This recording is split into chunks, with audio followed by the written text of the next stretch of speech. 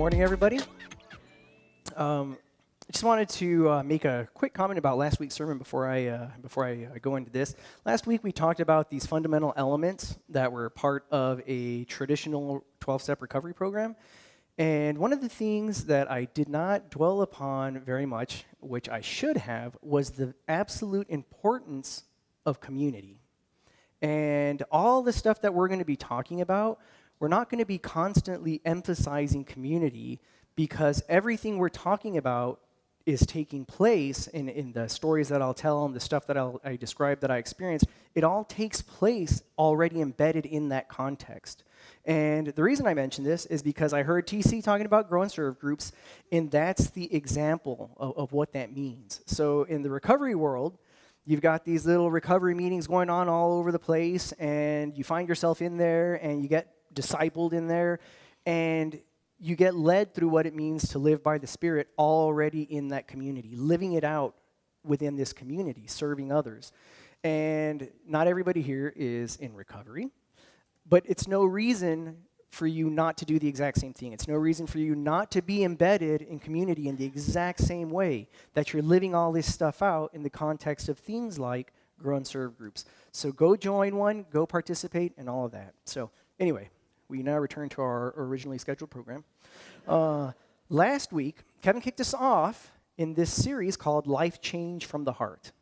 And he talked about all of this in the context of Galatians, saying that the byproduct of being in the Spirit is the fruit of the Spirit. The fruit of the byproduct of the Spirit are love, joy, peace, patience, kindness, goodness, faithfulness, gentleness, and self-control. And he explained that this life that's lived according to the Spirit, there's a great example for it, a really simple one that's very common to society, though kind of not talked about too much, and it's this 12-step framework. And we said that, hey, there's this example in this 12-step framework that if approached through the lens of the gospel will lead you to an encounter with the Spirit much in the exact same way it was encountered by these co-founders of Alcoholics Anonymous. It'll be encountered in the same way that these steps were discovered. We're looking towards to the root of how they were discovered. And one of the verses that we talked about is being in the vine, which is just another expression that is sometimes used to say the same thing, which is being in the Spirit. And here's what it says about being in the vine in John 15:5. It says, I am the vine, you are the branches. If you remain in me, and I in you, you will bear much fruit. Apart from me, you can do nothing. So being in the vine, knowing what that means, is a really critical part to this sermon series. Being in the Spirit, that's what we're going to be talking about here. And that's great, that's fantastic, because it's obvious what being in the vine means, right? All of you know what I mean when I say that, right? There's a lot of liars out there. Just kidding. The reason I say that and the reason I say that sarcastically is because for me, there were a lot of times when I needed life change. When I knew that something needed to change about me, I didn't know what it was. And my Christian brothers and sisters would say things like, brother, you need to be in the vine. You need to be in the Spirit. You need to give it over to God. You need to surrender. And that's great, but I didn't know what that meant. These were very abstract terms. I need somebody to explain to me, okay, here's what that means. Is it a prayer? Is that what it is? Is it just this prayer and then I'm done? I don't think so. And so anyway, we went on, and Kevin handed it over to me after he started this series. And, I talked about the biblical foundation of the steps, and I talked about the three elements that comprise this, which are daily suggestions, which are no different than daily spiritual practices. It's discipleship, which in recovery terms is a word called sponsorship, and it's that framework. Those were the three big overarching components, and the idea of community actually falls under the daily suggestions component, in case you were wondering. And one of my goals in this sermon was to point out to you guys that this really has nothing at all to do with recovery in the traditional sense, that is. It has nothing to do with drugs and alcohol. It's everything to do with an encounter by the Spirit. And the overarching thesis, I think, of this sermon series is that this 12-step program is nothing more than a practical framework for what one does, what it looks like when one lives by the Spirit, what it looks like to live and work out the gospel. That when you do so, life transformation begins to happen, and it happens from the heart. So then it happened. I introduced you all to the goodness of flowcharts, process maps.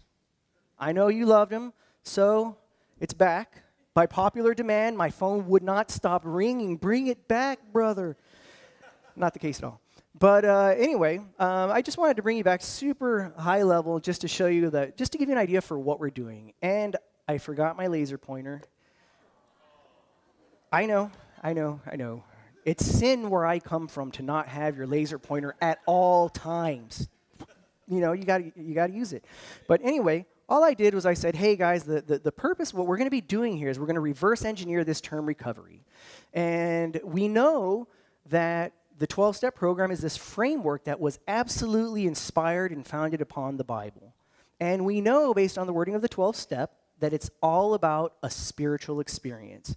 So we're going to use AA lingo and recovery lingo to go back to the Bible and try to get back to those components, to reverse engineer our way into those very elements that inspired the formulation of that 12-step program, so that we can encounter this experience of the Spirit much in the same way that the co-founders were, because that's something really powerful. So that's all that this is. But today, before we take this off, you'll notice that at the bottom it says spiritual awakening results from steps 2 to 12. And it all stems from what is recovery. Well, today what we're actually going to talk about is to the left of what is recovery. You'll notice it doesn't say step 1 in there. Step 1 is all about what brings about the need, what makes us recognize the need for recovery, whether you're an addict, alcoholic, or not. And so that's what we're going to be talking about today. That's our sermon today, Powerlessness Apart from the Spirit. And that apart from the Spirit is very important. We'll get to why a little bit later.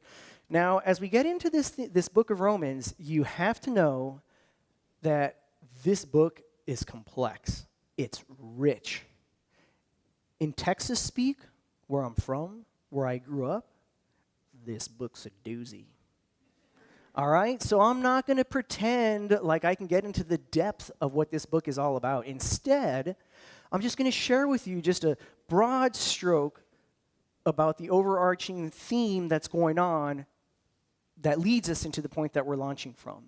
And what's going on, Paul writes this letter to all in Rome who are loved by God and called to be his holy people. That sounds like everybody.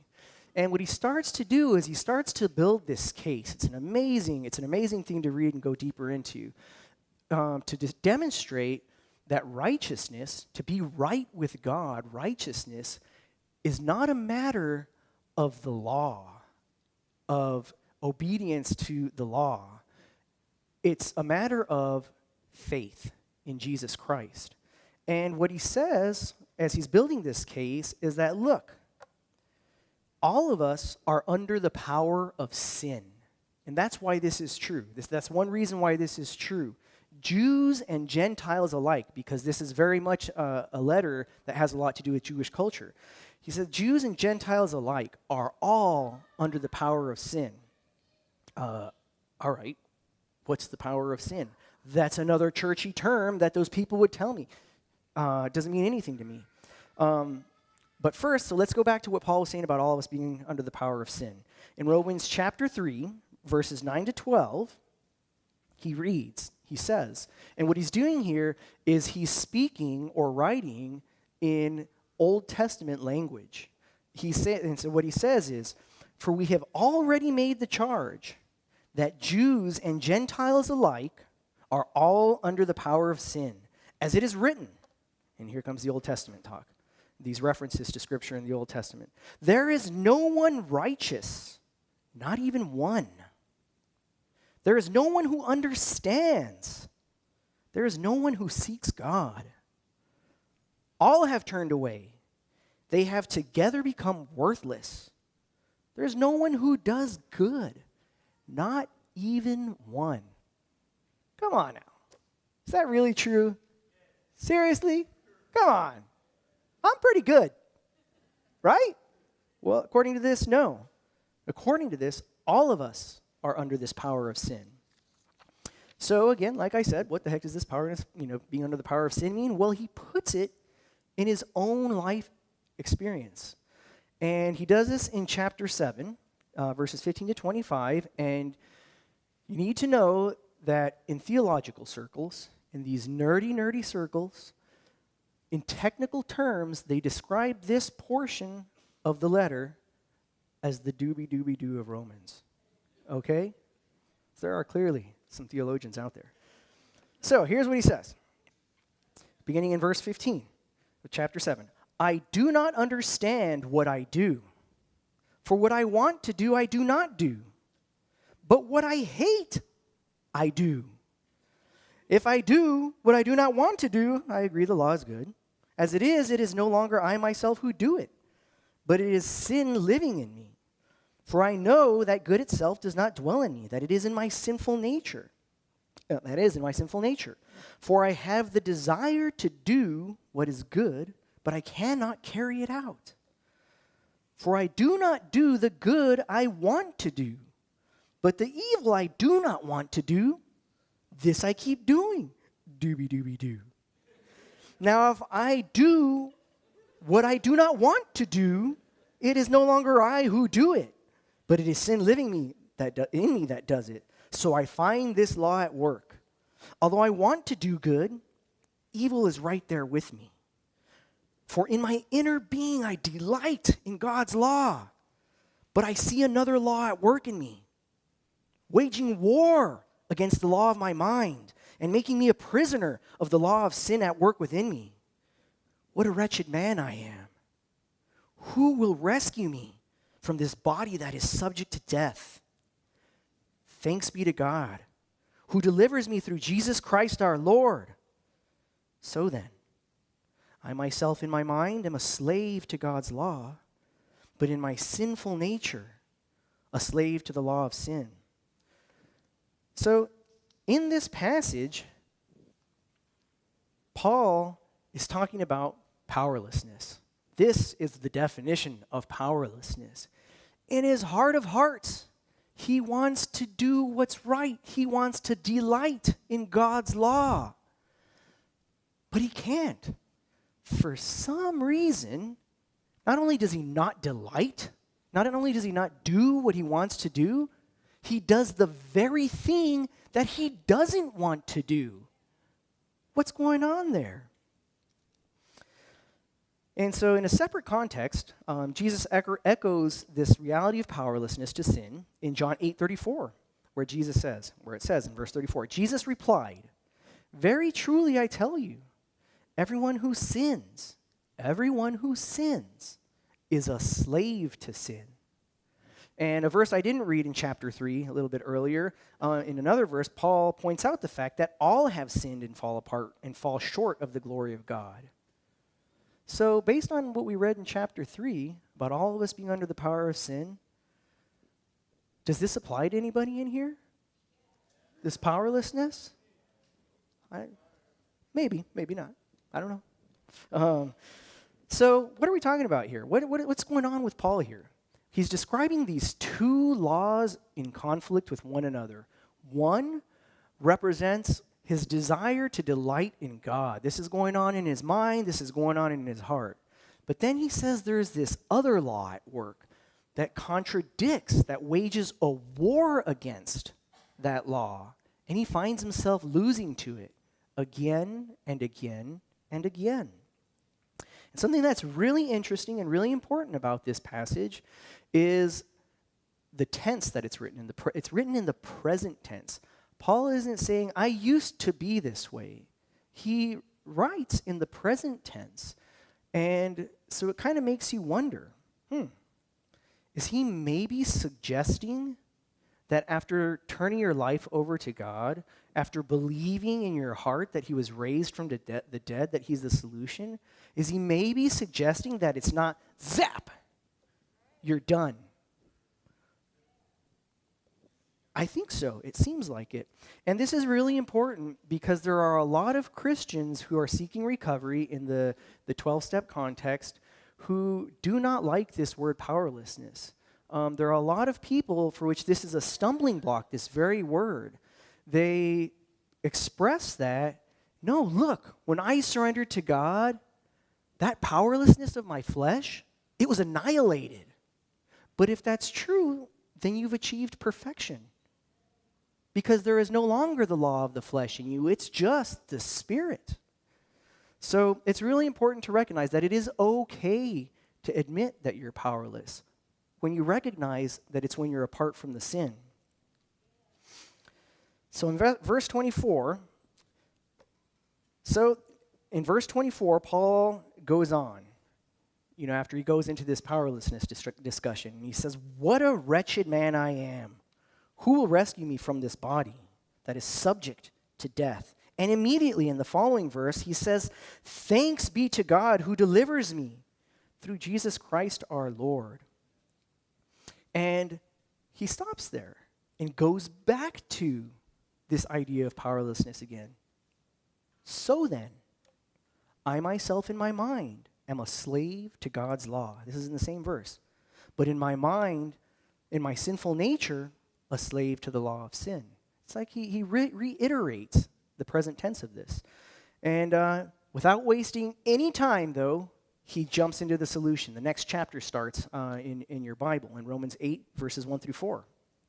So he launches into this. "Therefore, there is no condemnation for those who are in Christ Jesus, because through Christ Jesus, the law of the Spirit, who gives life, has set you free from the law of sin and death.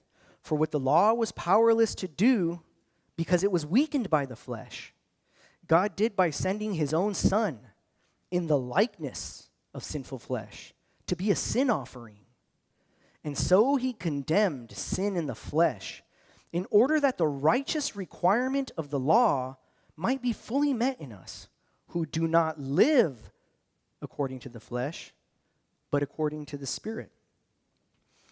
So we got to pause here for a minute, okay? Before we get into this business of what it means to live by the Spirit, we have to pause and recognize that Paul emphasizes the solution is entirely founded upon the grace of God.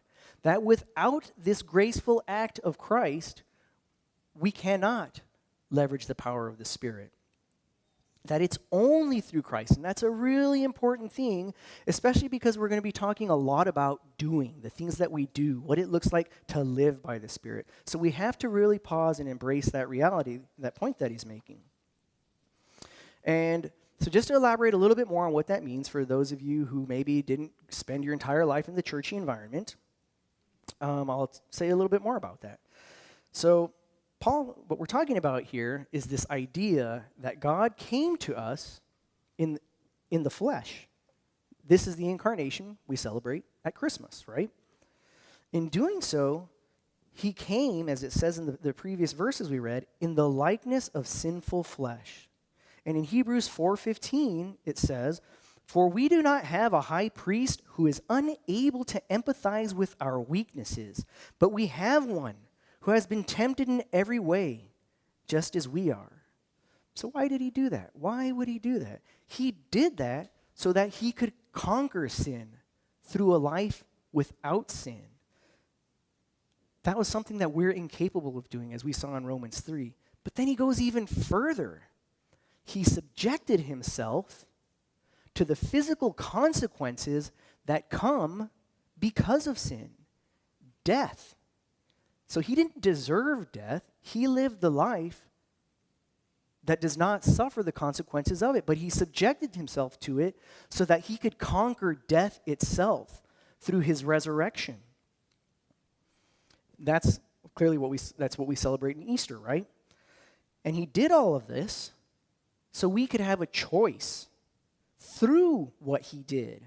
We can either face the inevitable physical consequences of sin, which is death, or we can accept his death and resurrection as a substitution. When we do this, this opens the gate for the work of the power of the Spirit. It's only when we accept this act of graceful substitution that this door is opened. So it's like that's the gateway into the solution. When Jesus says, I am the gate, enter by me, that's the gateway into the solution. So we'll go on then to the solution then. This business of living by the Spirit. Romans 8 continues, and it says in verse 5, those who live according to the flesh have their mind set on what the flesh desires. But those who live in accordance with the Spirit have their mind set on what the Spirit desires. The mind governed by the flesh is death, but the mind governed by the Spirit is life and peace. But if Christ is in you, then even though your body is subject to death because of sin, the Spirit gives life because of righteousness. And if the Spirit of him who raised Jesus from the dead is living in you, he who raised Christ from the dead will also give you life to your mortal bodies because of his Spirit who lives in you. And here's where the living in the solution comes in. Therefore, brothers and sisters, we have an obligation, but it is not to the flesh, not to live according to it. For if you live according to the flesh, you will die. But if by the Spirit you put to death the misdeeds of the body, you will live. And so this passage contrasts two activities. It compares and contrasts two activities. One activity is the activity of living by the flesh, walking your life based on the flesh. The other is walking in a way and living in a way which is based upon the Spirit. And because no one can be perfectly in the Spirit all the time, it should be clear that powerlessness will always be an issue. It'll always be a reality, lurking, waiting, hiding, just waiting for you to step away far enough. You be lured away far enough so that it can strike again. So you got to be careful. Okay, I did it again. What does it mean to live by the Spirit? I haven't said anything about that. It's this abstract, weird term. Well, I'm not going to say anything about it. We're going to start that next week. Remember I pointed out that next week we start off talking about steps 2 to 12 in our framework of what it means. And today we're talking about step 1. We're talking about powerlessness. We're talking about why we need a solution in the Spirit that's founded upon Christ. And so, first step is up here. And again, I'm emphasizing powerlessness apart from the Spirit. So step 1 reads, we admitted we were powerless over alcohol, that our lives had become unmanageable. And so this doesn't apply to everyone, right? This is a unique script that applies to alcoholics. But I want you to know you can remove the word alcohol. It's up to you to think about what am I powerless? What am I powerless to? And I'm going to help you do that, okay? And what I'm going to do is I'm going to walk you through the exercise that I had to do with my sponsor, the guy who discipled me. He led me through this task to help me understand in my own words what that means. And I'm going to walk you through it as well so that you can do the same in your own context. Now, if you've ever been challenged by somebody about potentially being subject to powerlessness in the way I am and in the way others are, which is through substance or something like that, if you've ever been challenged that way, it's ever been suggested to you and it made you a little uncomfortable, now is your chance to leave. Go to the bathroom. You don't want to be here for this simple exercise, okay? I'm going to turn around and I'm just going to look at this step for a while and just focus. Go ahead and leave. I'm not looking. I'm not going to judge you yet. All right, we're back. All right, everybody. I hope that was enough time. If you didn't, I hope I didn't make it awkward for you. So, about this exercise. This exercise is really simple, and it consists of making 2 lists. I'm really just going to talk about the first list, and I'm going to give you an example in my own experience. What I was asked to do was I was to make a list, the first list that is, of 5 times I drank or indulged at a moment that called for sobriety, that clearly called for sobriety. I knew I shouldn't have. Common sense told me not to do it because I knew there were consequences, and I certainly didn't want those consequences, but the second law won, and I did it. Powerlessness prevailed. That's what the first task was, and when I did this exercise, I was led through this with my sponsor, and he just explained it to me the way I just explained it to you, and there was a lot of back and forth. I'd write, I'd go back, I'd correct it, go back and correct, show him, go back and correct it, and the idea was he was looking for something, and what I realized is, hey, I can make this really simple if I make it fill in the blank for the people that I sponsor, and so what I did is I provide this. It's a little condensed. And so all it's doing is listing the 4 criteria he was looking for. I needed to describe the situation, explain it to him, bring him there, take him there so he can understand it, explain why I knew I shouldn't have indulged, explain the consequences that followed, and explain that why, even though I knew I shouldn't have, why did I indulge? And for me, for the most part, it was generally because I didn't know. I didn't know why I indulged. But something that was really important that he emphasized to me is, hey, Manny, look, this has nothing to do with severity of consequences. This list has nothing to do with how much you drank. This list has nothing to do with the frequency that you drank. Those are the typical things that we keep in mind when we think about words like alcoholism. Instead, it was all about powerlessness. And so we went through that. So it's important to remember. The consequences could have been as simple as, if I do it again, my wife's going to smell it on my breath, and we're going to have that conversation again. It could be, I needed to study for an exam or something like that. I had to get ready for work the next day. Clearly, I should not be drinking. I should be resting. I should be preparing. Or it could have been that I was on probation. And as a condition of my probation, I had to abstain. So, my example is a really easy one. This is church.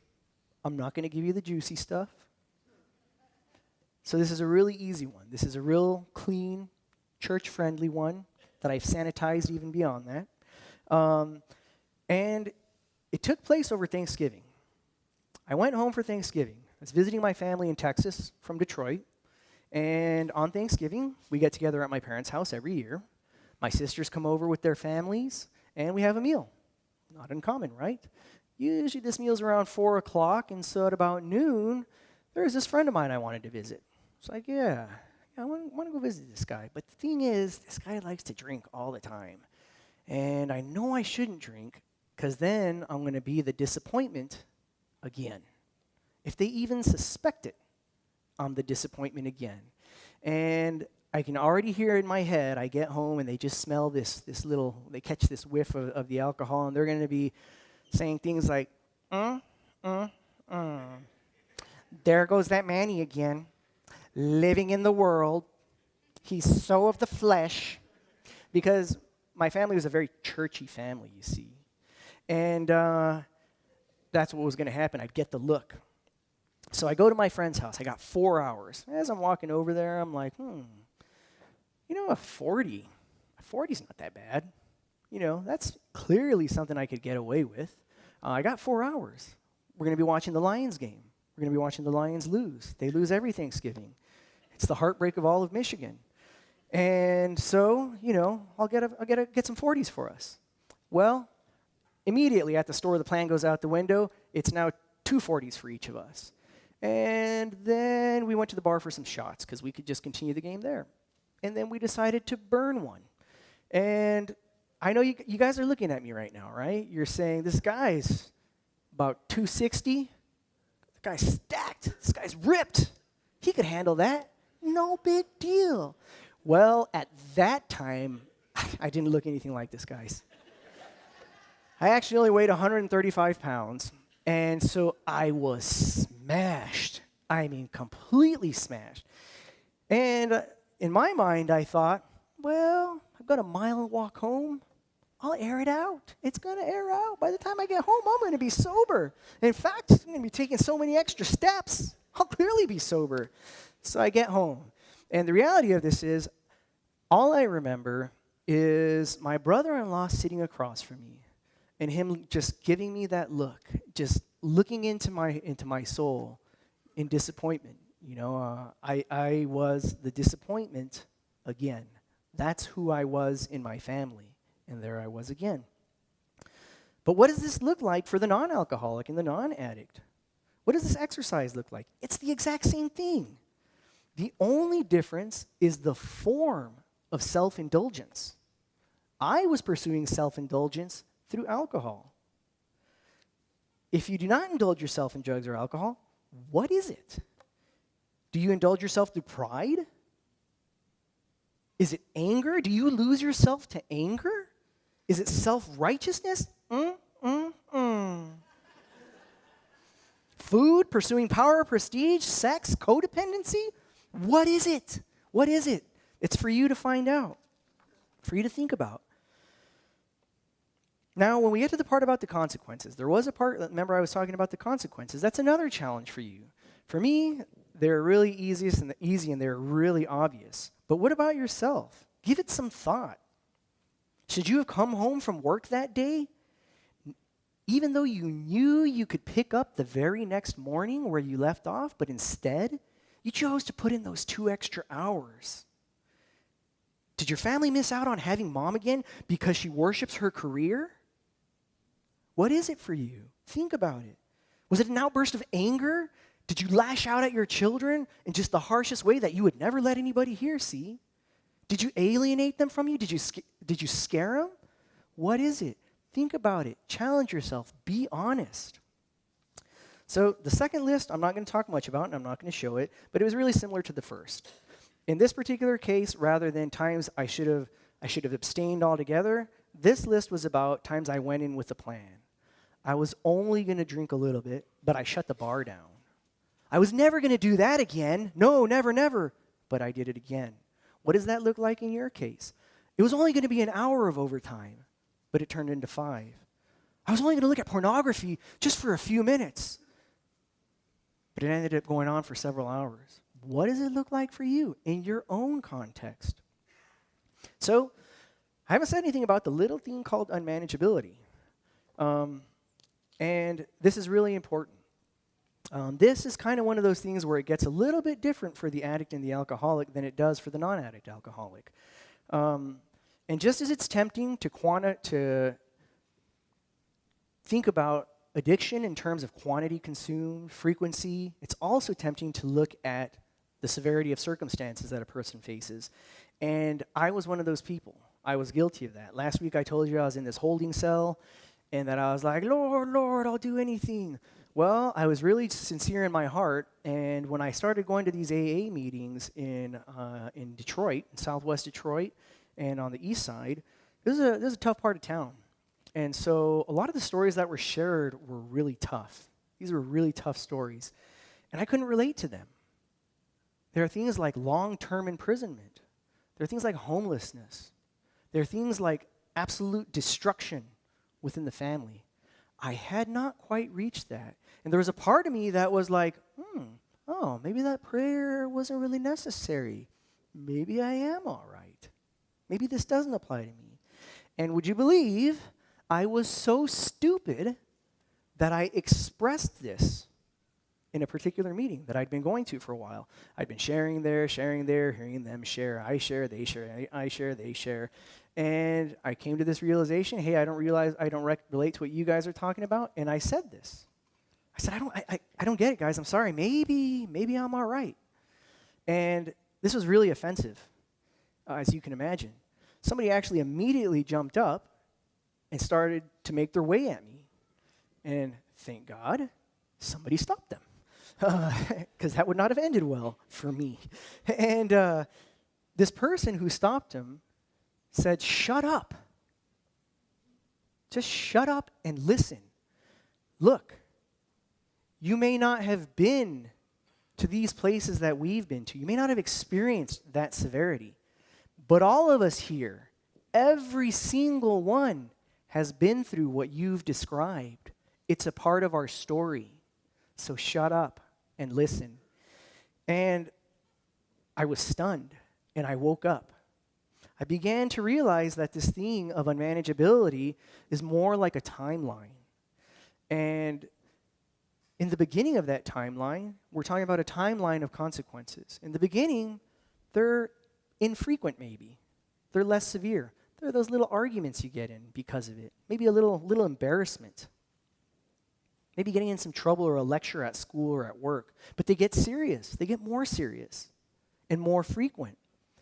You start getting arrested. You blow a job opportunity. You wreck a relationship. Things that have a greater impact on you. And then they get even more serious into the types of things that I said I couldn't relate to. And something that's really amazing to me is that what I've learned is when we're talking about addiction, when your heart is fully given, I mean fully given, to the pursuit of fulfillment of something other than the Spirit, the end of that timeline is the same for everybody. It's death, insanity, and institutionalization. One of those three. It unites all of them. It's this converging point. And, there's a neat movie that really puts this, paints this picture in the non-addiction way whatsoever. It's this movie called Birdman. It got a whole bunch of awards. It came out a few years ago. And in this movie, this guy, his pursuit of fulfillment is in success. Now, this movie is rated R, so I've never seen it. But I've heard about it, and I've heard that it kind of alludes to that, and I don't recommend you watch it, in spite of the many awards that it got. But enough about that. So, back to that meeting, I'm really grateful that somebody just told me to shut up, that got in my face. These people there, they recognized what I couldn't. They saw my blindness. They said, all the stuff you shared, yeah, brother, that's just a part of the progression. You're on your way. And I couldn't see that, and it woke me up. What a wretched man I am. Who will rescue me from this body that is subject to death? Thanks be to God who delivers me through Jesus Christ our Lord. So then, I myself in my mind am a slave to God's law, but in my sinful nature a slave to the law of sin. But there is no condemnation for those who are in Christ Jesus, because through Christ Jesus the law of the Spirit who gives life has set you free from the law of sin and death. After getting my sponsor, that's when I started this business of what it means to live by the Spirit, what it looks like. I started doing those things in this context of community. Before I got that sponsor, I was a failure in my own eyes for sure. I couldn't look myself in the mirror. I couldn't look at myself sometimes. Nothing but loathing, self-loathing was there. I hated myself at times. At my lowest point, death was certainly a better option than life. And that's, those are just words right now, but to me, God, that was painful. And then I surrendered to God. I pursued that foundation, but I didn't stop there. I didn't believe in this zapped fix. I began to live based on the Spirit. And what I experienced was profound. And what I want to close with is this idea of experiencing the fruit of the Spirit as something that's ever deepening, something that just keeps going on, as opposed to what you might ask. Hey, wait a minute, I can get love. I've got a father and a mother who love me, maybe. I've been in a relationship. I can experience love, and it's deep love. Why do I need the Spirit? Well, the example I want to give you is in that context of love, is in the context of romance, to demonstrate a point. Now, in romance, you meet a person, and you get all googly-eyed. Oh, I love you. You're so beautiful. I'm lost in your eyes. And it inspires the worst of poetry. I've got volumes of it. The worst songs, they're so cheesy and corny. It's got this inspirational effect. Man, it's good if you've ever been able to experience that. And that's not to say that love does not continue to mature into something really deep. But that inspirational effect, that ability to inspire bad poetry starts to kind of taper off and turn into something else. Like I said, not to say that it doesn't mature. Now, the love that comes by the Spirit, on the other hand, it doesn't have a limit like that. It doesn't have this plateau. It keeps on going. It's ever deepening. When I sit in the sermon with you guys, and Josh is leading worship, and I just lose myself to the Spirit, I close my eyes, something happens. I lose myself to this awesomeness. something that I'd be embarrassed for anyone outside of this context to see because they don't know the reality of what's going on in my heart. And that's what happens when you do this. That's why we do this and look for it by the Spirit. Not to say you can't experience joy, patience, and those types of things apart from it, but you're selling yourself short. There's a limit that you can reach versus this ever-deepening experience in the Spirit. So that's all I have for you today. Thank you very much.